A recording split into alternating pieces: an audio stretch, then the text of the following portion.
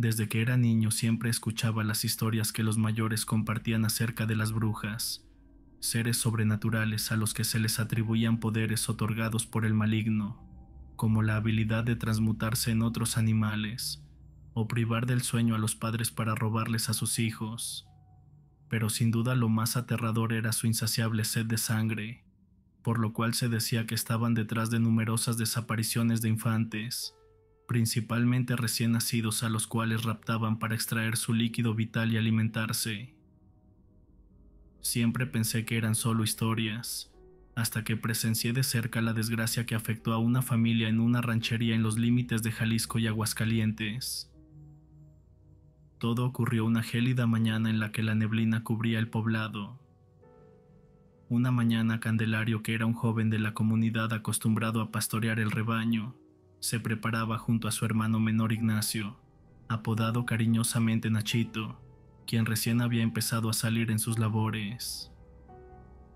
Después de tomar café y comer pan, se dispusieron a caminar hacia el monte.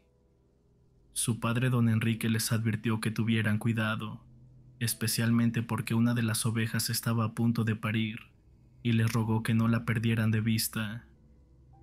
Los hermanos solían distraerse con frecuencia para jugar con otros niños pastores en los alrededores, a lo que Candelario solo aceptó con un gesto de cabeza. La vida de esos niños era difícil, pues pasaban la mayor parte del tiempo entre el monte y ayudando a su padre con tareas del campo. Eran tiempos difíciles, y aunque apenas eran niños, la responsabilidad les había hecho madurar y volverse independientes. Ese día, llevando consigo un pequeño almuerzo, partieron muy temprano con sus perros, entrenados desde cachorros para ayudar con el ganado. El día transcurrió con normalidad, salvo por la inquietud evidente de la borrega que su padre les había encomendado. Al atardecer, mientras el sol se ocultaba en el horizonte, Candelario llamó a Nachito para juntar el ganado y llevarlo a beber a un pequeño ojo de agua ubicado a unos metros más adelante. Montados en sus burros y ansiosos por regresar a casa y disfrutar de la cena después de un largo día, llegaron al abrevadero con sus animales. En ese momento un ruido a lo lejos puso a Candelario en alerta, pues eran graznidos fuertes como de aves. Al levantar la vista vio un par de enormes aves que los observaban desde lo alto de un fresno.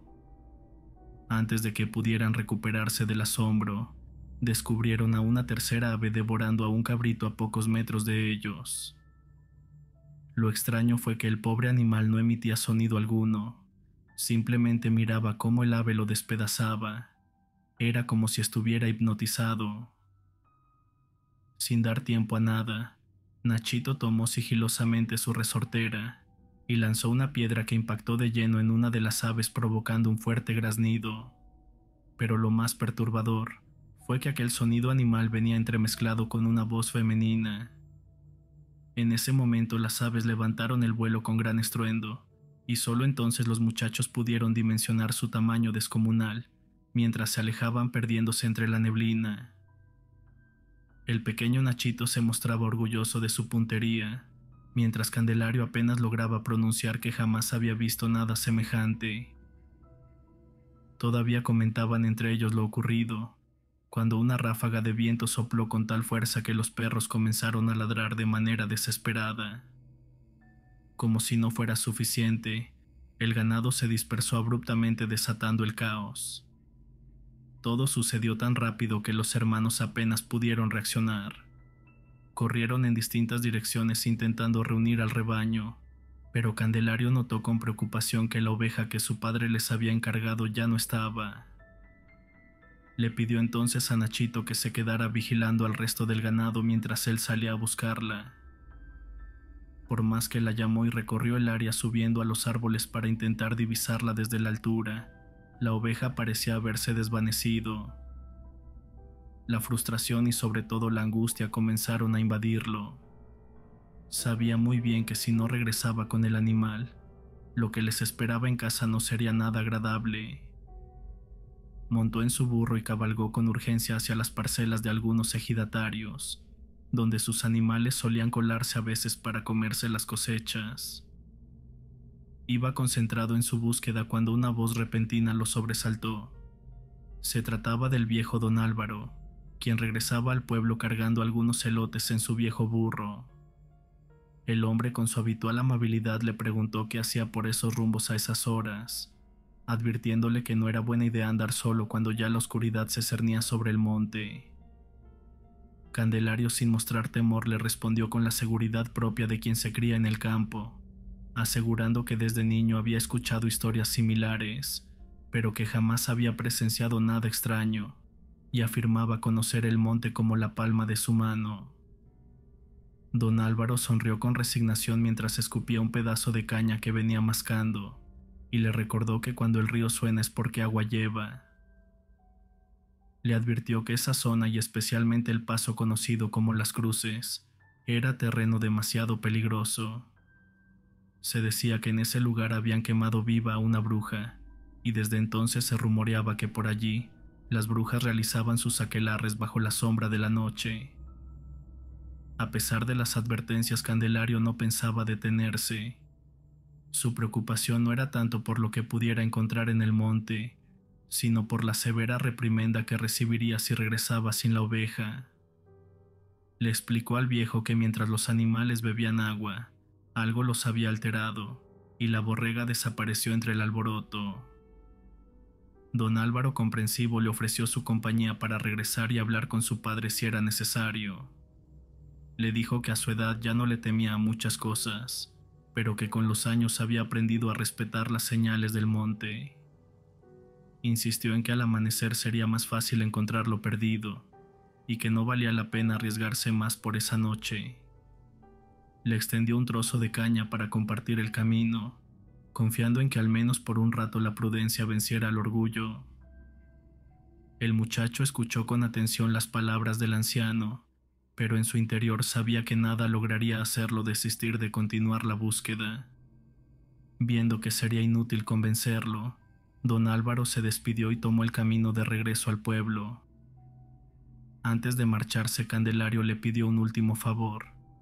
Le dijo que por favor fuera con Nachito y lo ayudara a llevar el rebaño de vuelta a casa, ya que lo había dejado esperándolo cerca del ojo de agua y comenzaba a oscurecer. Al escuchar aquello, el viejo se llenó de preocupación.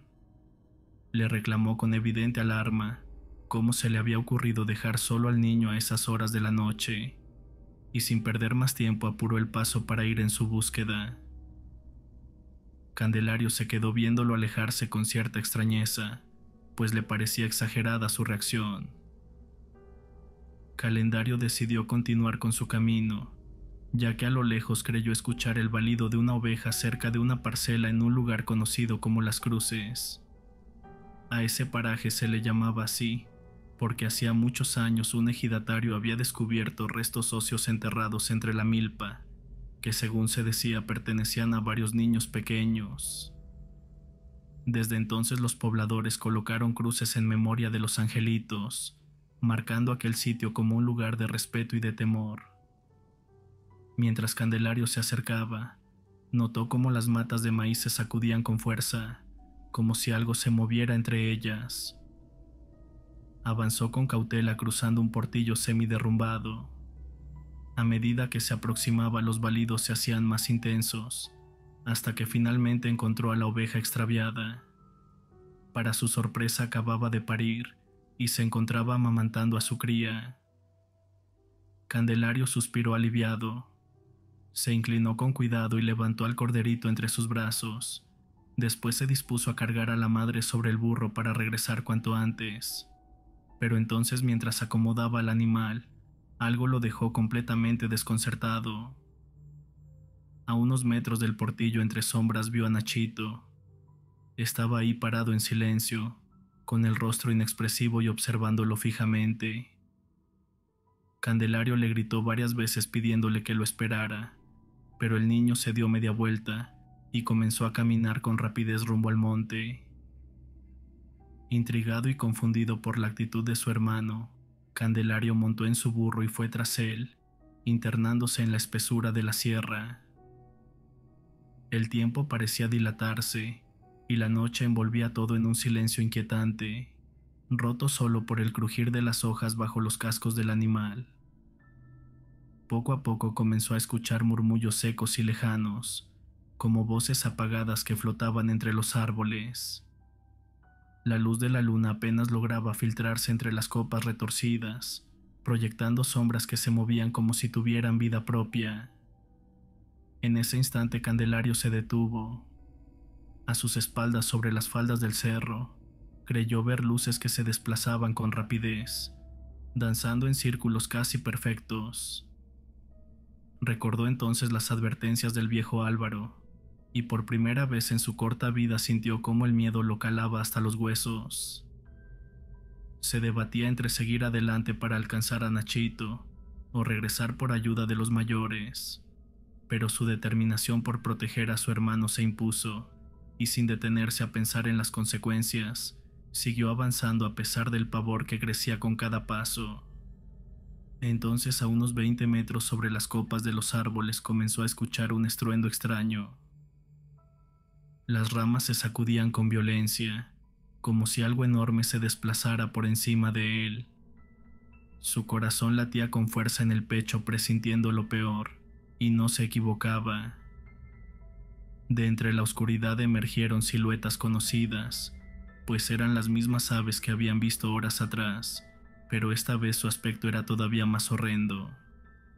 Sus ojos brillaban con un resplandor antinatural y maligno, clavándose en él como cuchillas encendidas, y es que el verdadero terror apenas comenzaba. Parecía que aquellas criaturas se daban un festín, tan absortas en su macabro banquete, que no notaron la presencia de Candelario, quien observaba petrificado ante semejante espectáculo. Pero todo estaba a punto de cambiar.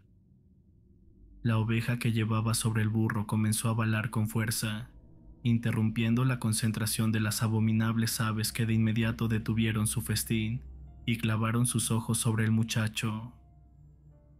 Candelario, inmóvil, intentaba en vano escapar, pero su cuerpo no respondía. En ese instante todas aquellas historias que su padre le contaba cobraron vida ante él, ya no como leyendas, sino como una aterradora realidad.